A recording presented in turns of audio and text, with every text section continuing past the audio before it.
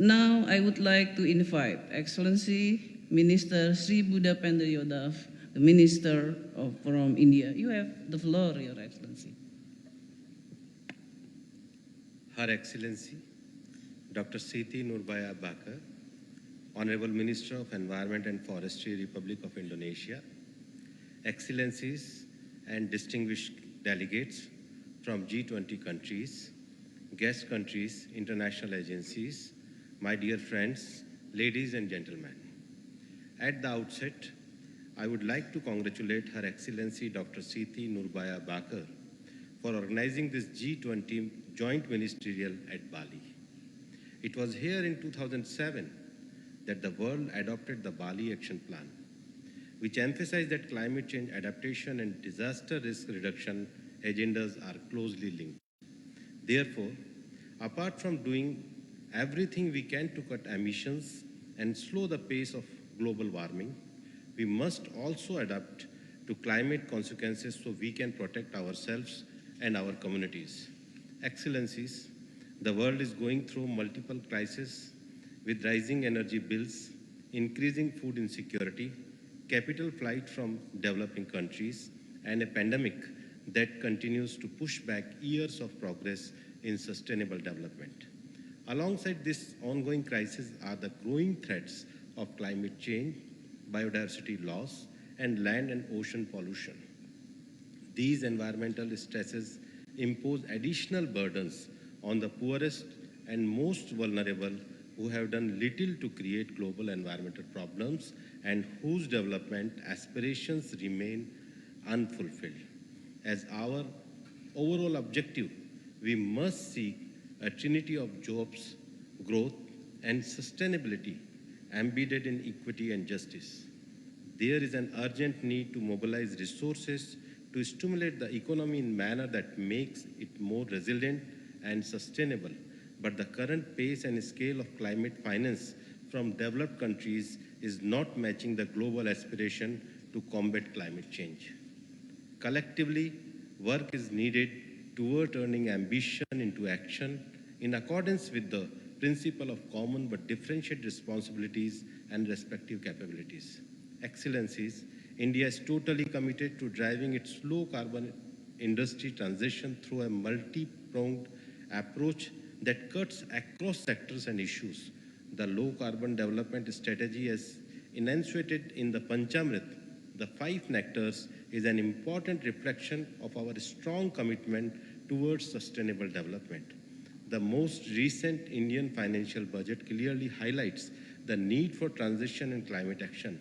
So the industry front, the budget specifically mentioned 4 pilot projects for coal gasification and conservation of coal into chemicals required for industry. In order to mobilize resources for green infrastructure, sovereign green bonds will also be issued as a part of the government's financial market approach. India has progressively reduced and rationalized subsidies through elimination of major transport fuel subsidies for better targeting, such as through providing subsidies on renewable sources of energy and concessional tax rates. India also has a range of mechanisms, including the coal cess introduced in 2010, perform, achieve, and trade to reduce energy consumption in energy-intensive industries, and renewable energy certificate scheme to promote generation of renewable energy. Most recently, India's lower house of parliament has passed a legislation to establish a domestic carbon credit market. In addition, India has recognized that circular economy approaches are key for achieving environmentally sound waste management and is working tirelessly to bring circularity and resource efficiency in 11 waste streams with the preparation of action plans. Excellencies, globally, in order to effectively combat climate change, we must first recognize that development and environment conservation need to be aligned rather than treated exclusive of each other. Secondly, we must decouple economic growth from greenhouse gas emissions while considering national circumstances and principle of common but differentiated responsibilities and respective capabilities. In this regard, Prime Minister Shri Narendra Modi launched a global initiative, Lifestyle for Environment, Life Movement, at COP26 in Glasgow, to promote an environment-conscious lifestyle that focuses on mindful and deliberate utilization instead of mindless and destructive consumption of resources. India's enhanced nationally determined contribution to the Paris Agreement include life in their ambition to propagate healthy and sustainable lifestyles based on traditions and values of conservation, moderation and climate justice, and to protect the poor and the vulnerable from the adverse impact of climate change. Economies at large must inculcate resource efficiency and circularity while considering national circumstances and capabilities to achieve our environmental, climate, and development paradigms. Excellencies, all across the world, people are facing a spate of new and challenging environmental problems every day. Conservation and restoration of ecosystem and vulnerable biota become increasingly important to balance food security, human development, vital ecosystem services, and sustained livelihoods. While India has witnessed large-scale economic development in the last few decades, we have remained conscious of our environmental heritage. India is one of the world's mega biodiversity regions with over 8% of the world's species diversity.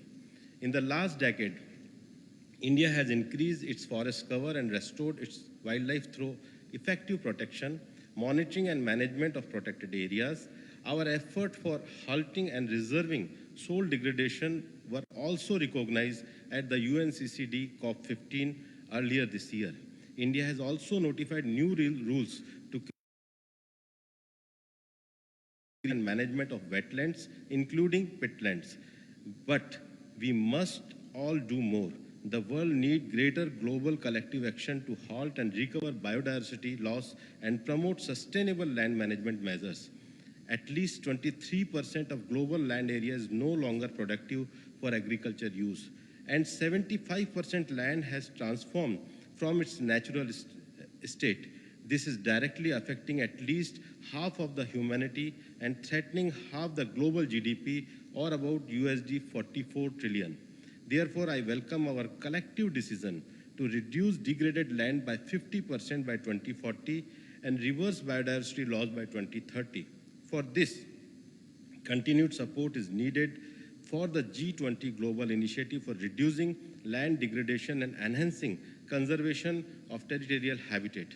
I also welcome effort to conserve, restore, and ensure sustainable use of water-dependent ecosystem. We must develop the legal and governance framework to ensure integrated water resource management. The G20 member must hold a special responsibility toward the ocean. Given that we are all coastal countries, we are cumulatively responsible for 45% of the world's coastline and over 21% of the exclusive economic zones. India supports science-based climate action on the most vulnerable coastal areas and ecosystem, and recognize the importance of improving ocean data collection to build resilience in line with the UN Decade of Ocean Science and Sustainable Development. India, with its Earth observation satellites launched by the Indian Space Research Organization, has focused on collecting ocean data to develop optimal coastal zone management plans using satellite-derived input for improved coastal land use, vital coastal habitat, and monitor the ecological status of all marine protected areas. Today, India has one of the largest coastlines of remote sensing satellite in operations. The ocean also holds vast natural capital estimated of USD 24 trillion. Exploring this immense opportunity must include sustainability practices that enhance rather than degrade the marine environment and provide new growth opportunities rather than disrupt the lives and livelihood of millions of dependent on marine resources. Once again, the need for financial resources, both public and private, to deliver on these ambitions is paramount. Excellencies, the primary responsibility for the transition toward net zero emission rests with those who have historically accounted for most accumulated greenhouse gas concentration in the atmosphere. Ladies and gentlemen, my travel to some African and developed countries alongside in the recent past have further sensitized me to the fact that maximum impact of the climate crisis is being borne by the poorest countries and most vulnerable communities, which have contributed the least to the climate crisis and lack of technology and capacity and finance required to significantly alter the status quo. However, the promise of climate finance remains a mirage. An added problem is the clubbing of development finance with climate finance. In 2019, 70% of public climate finance was given out as loan instead of grant. In 2019-20, only 6% of climate finance was in grants. This is pushing developing countries into more debt. Developing countries face an estimated gap of USD 1 trillion in COVID-19 spending. While India has not been a traditional contributor of global emissions, we are showing the intent in our action to be a problem solver. India has made remarkable progress in recent years in electrifying all households and rapidly increasing access to clean cooking energy. It is also one of the world's largest market for deployment of renewable energy. India's national green hydrogen mission promises to be a game changer for reducing emission from hard-to-abate sectors. All these efforts need investment at lower costs and innovative models for scaling up climate finance to double 2019 level by 2025. Now approaches are also needed to develop and deploy low-carbon technologies. To conclude, I would like to emphasize that we must move beyond climate talk to climate action. We do not inherit the earth from our ancestors, we borrow it from our children. Unless we address the various issues prudently and seriously, we are surely doomed for disaster. I would like to end with the old Sanskrit language of Indian Sanskrit language, shloka, which encompasses our vision for a healthy world and peaceful life.